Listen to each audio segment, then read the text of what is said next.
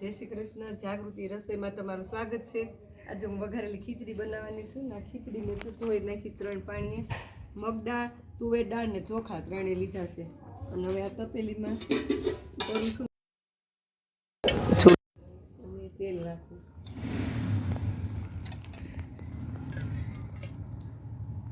ખીચડી થોડીક વધારશે ને એટલે 4 પાવડા તેલ મેં નાખ્યું. પાવડું બહુ મોટું નથી એટલે હમણાં તેલ આવે પછી વઘાર કરું. હવે તેલ આવી ગયું છે ને જીરું નાખું. આ ટમાટર અને મીઠું નાખું.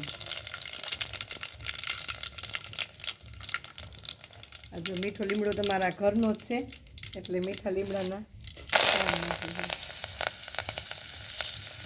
નાખી બોલા બટેટા નાખી દો. બધું શાક પહેલાં નાખી દો. આ ગાજર અને આદુ બે ભેગું છે. આ ટમેટા છે.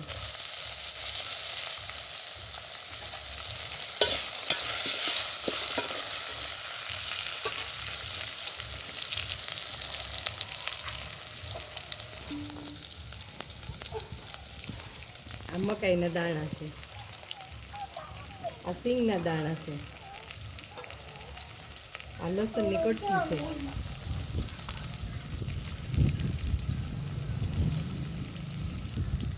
આ રીંગણા છે. અને થોડી કોથમરી પછી ઉપર નાખીશ. અત્યારે આ એટલી ઉપર અંદર નાખીશું કોથમરી. હવે મસાલા કરી નાખું અને પછી ખીચડી નાખીશ. પાણી નાખીને પછી 1 ચમચી હળદર નાખીશું. 2 ચમચી લાલ મરચાં પાવડર અને 2 ચમચી ધાણા જીરું.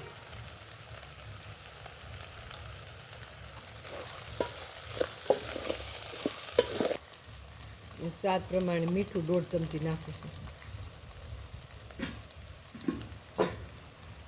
અને આપણે પાણી નાખી દઈએ.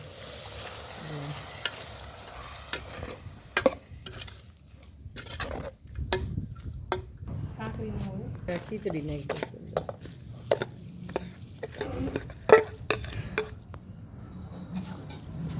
મેં એકવાર મૂકેલો છે વિડીયો, પણ એ ચડેલી વઘારેલી ખીચડી મૂકી હતી. ચડ્યા પછી મેં વઘારી હતી અને ડાયરેક્ટ વઘારીને ચૂલે કરીને મૂકું છું. બહુ સરસ આ થશે ખીચડી.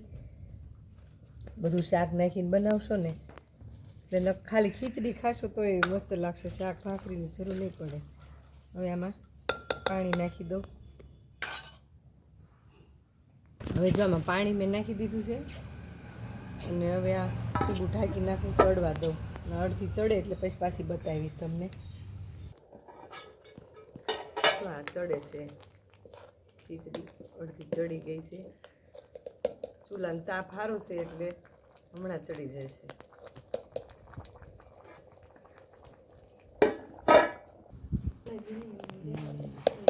હવે જો આમાં આપણે પાણી થોડું ઘટતું હતું, 1 ગ્લાસ પાછું પાણી નાખ્યું છે અને હવે થોડી વારમાં ચડી જશે. ચડવા જાય છે હવે. જો આપણી આ ખીચડી ચડી ગઈ છે. આમાં બધું શાક નાખ્યું કે અત્યારે શ્રાવણ મહિનો છે એટલે મેં ડુંગળી નથી નાખી. કોબી, ડુંગળી, ઓલી દૂધી બધું શાક નાખી શકાય. મારે હતું એટલું મેં શાક આ નાખ્યું છે, પણ તોય સરસ બની છે. જો ખીચડી હમણાં થીજી જશે અને ચડી ગઈ છે. મસ્ત ખીચડીની સુગંધ મસ્ત આવે છે અને હમણાં થીજી જશે. હવે ચૂલેથી ઉતારી લઉં. જો આ વઘારેલી ખીચડી તૈયાર છે મારી. હમણાં થીજી જશે. થોડીક ઢીલી જ રાખી છે.